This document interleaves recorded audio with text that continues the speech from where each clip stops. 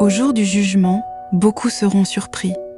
Non pas à cause des vérités cachées qu'ils découvriront en ce jour-là, ni même à cause de la majesté de Dieu et des réalités spirituelles qui se révéleront enfin dans toute leur plénitude, mais ils seront surpris par les détails, ces petits détails du quotidien qui, accumulés, silencieux, presque invisibles, les auront conduits droit dans la géhenne.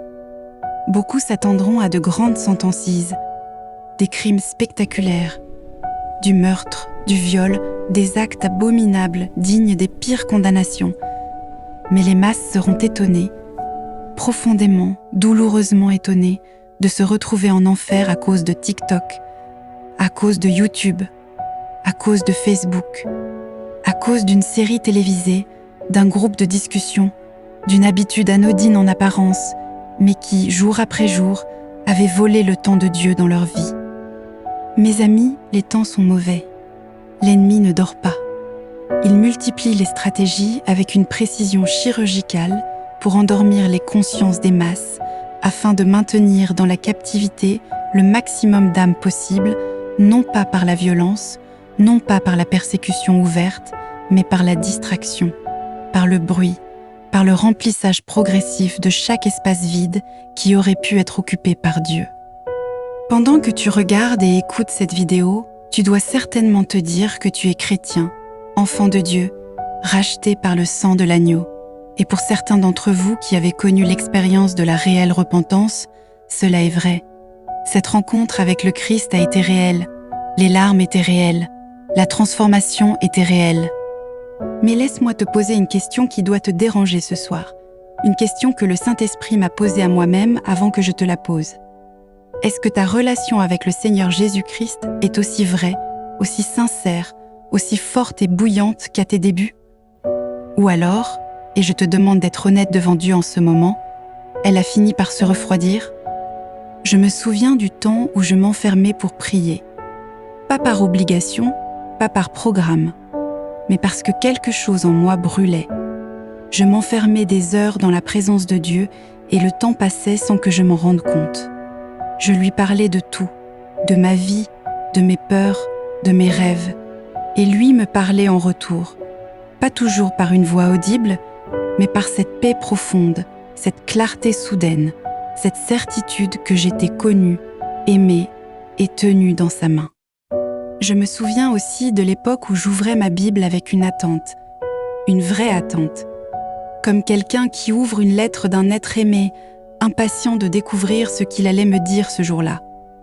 Chaque chapitre était une découverte, chaque verset pouvait être une révélation. Je lisais la parole avec la soif de connaître davantage mon Créateur et Sauveur, de comprendre qui il est, ce qu'il pense, ce qu'il ressent. C'était une communion, une véritable communion.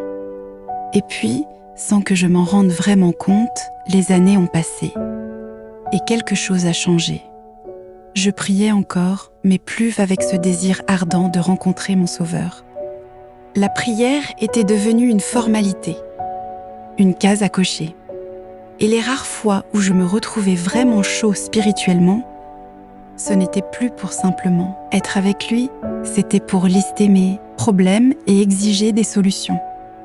J'étais passée de l'ami intime à l'usager pressé, de l'enfant amoureux de son père au client mécontent qui dépose ses réclamations au guichet. La Bible, je pouvais passer des mois sans en lire un seul chapitre, des mois sans méditer sa parole. Et le pire, c'est que cela ne me manquait plus vraiment.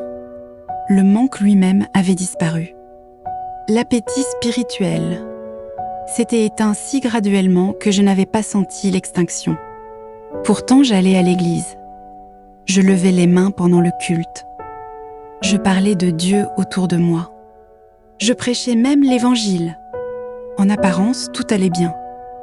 Sainteté d'apparence devant les hommes, mais le zèle en moi avait été éteint, ce qui avait pris la place de Dieu. Dans mon cas, la substitution s'était faite progressivement, et avec des choses qui semblaient innocentes, voire bonnes. Il y avait d'abord mes amis, des frères et sœurs en Christ, des chrétiens. On parlait de Dieu, on citait des versets, on se retrouvait après l'église. Mais sans le réaliser, nous nous étions remplacés nous-mêmes à Dieu. Le temps que je consacrais autrefois à l'intimité avec le Seigneur était devenu du temps passé avec eux, et je préférais leur présence à la sienne. La conversation entre amis était devenue plus attrayante, plus stimulante, plus immédiate que la présence silencieuse et profonde du Saint-Esprit. Et puis il y avait la lecture des bandes dessinées et des romans. Là encore, rien de scandaleux en apparence. Mais voilà ce qui s'était passé. Je n'arrivais plus à lire 2 chapitres de la Bible sans avoir sommeil. Mais je pouvais passer des heures à dévorer une bande dessinée ou un roman sans jamais regarder l'heure. Je pouvais débattre pendant des heures des intrigues, de mes livres préférés avec mes amis. Mais je n'avais plus rien à dire à Dieu. Ce qui n'était pas indispensable était devenu indispensable. Je ne parvenais plus à vivre sans mes discussions régulières avec ses amis. J'étais devenue accro aux bandes dessinées. Et ce qui n'était pas un péché l'était devenu.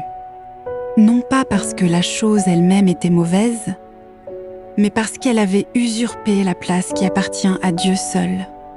Le temps où j'entendais la voix de Dieu, où je communiais avec lui, n'était soudain plus qu'un souvenir, un beau souvenir lointain, comme d'une relation qu'on a eue et qu'on a laissé mourir faute d'attention. J'allais toujours à l'église. Je priais encore. Je chantais. Je prêchais l'Évangile. Mais en fait, mon intimité avec le Christ était morte depuis longtemps. Et j'étais tombée dans le piège le plus dangereux qui soit, le formalisme. Faire les choses par habitude et non plus par conviction. Par révélation. Par amour. Et ce genre de chrétien ne fait pas peur à Satan. La question fondamentale. Alors maintenant, je te pose la question, celle que le Saint-Esprit m'a posée, et à laquelle je t'invite à répondre honnêtement ce soir. Qu'est-ce qui vole ton temps? Qu'est-ce qui a remplacé les moments consacrés à Dieu dans ton agenda? Qu'est-ce qui est progressivement, mais profondément, devenu indispensable à ta vie alors qu'il ne l'est pas vraiment? Qu'est-ce qui, aujourd'hui, reçoit de toi la première énergie, la première attention, le premier espace que tu aurais dû donner à ton Seigneur? Ce n'est pas toujours le péché évident qui détruit un croyant. C'est souvent le bon qui prend la place du meilleur. C'est l'ami, le divertissement, le téléphone, les réseaux sociaux, des choses permises, des choses parfois même utiles, qui s'installent dans le trône intérieur et étouffent la voix de l'esprit. Cela ne vient pas de Dieu, cela vient d'un esprit contraire, d'un adversaire patient et méthodique, qui n'a pas besoin de te faire commettre un meurtre pour te perdre. Il lui suffit de te distraire, de te remplir, de t'occuper, de faire en sorte que tu n'aies plus jamais de vrais moments seuls avec Dieu. Un appel à revenir. La tiédeur est devenue une réalité générale dans le corps de Christ aujourd'hui. Et le diable a réussi à voler la chose la plus précieuse que l'Église possédait, le temps. Sans le temps, plus de prière, plus de méditation et de lecture de la Bible, plus de partage de papier. L'Évangile avec son entourage, plus d'intimité avec notre glorieux Seigneur Jésus-Christ. Et sans cette communion si vitale, si fondamentale, le peuple de Dieu se vide peu à peu de sa substance, de sa puissance et de son impact sur le monde. Mais il n'est pas trop tard. Le Seigneur n'a pas changé. Sa présence est toujours disponible. Sa parole est toujours vivante et efficace. Et son Saint-Esprit est toujours là, patient, fidèle, attendant que tu reviennes. Je connais tes œuvres. Tu n'es ni froid ni bouillant. Plus à Dieu que tu fusses froid ou bouillant. Ainsi, parce que tu es tiède et que tu n'es ni froid ni bouillant, je te vomirai de ma bouche. Apocalypse 3h15 à 16. La question n'est pas de savoir si tu vas à l'église. La question est, est-ce que tu connais encore sa voix?